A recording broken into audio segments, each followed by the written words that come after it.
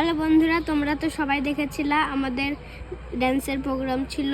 আর তার ড্যান্সের প্রোগ্রামের পরে আমাদের এক সপ্তাহ ছুটি দিয়েছে। এই যে আজকের থেকে আবার ক্লাস শুরু।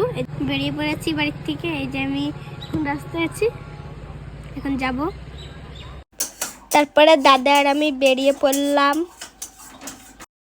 বন্ধুরা, এই যে আমার 5:30টায় ছুটি হয়ে গেছে। এখন আমি বাড়ির দিকে যাব।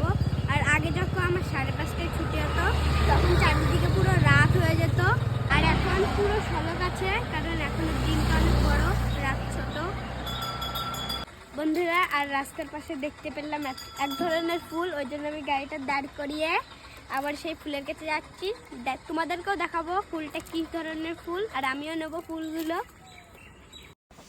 বন্ধুরা, এই যে সেই ফুলের কাছে চলে এসেছি, এখন এই ফুলগুলো তুলবো।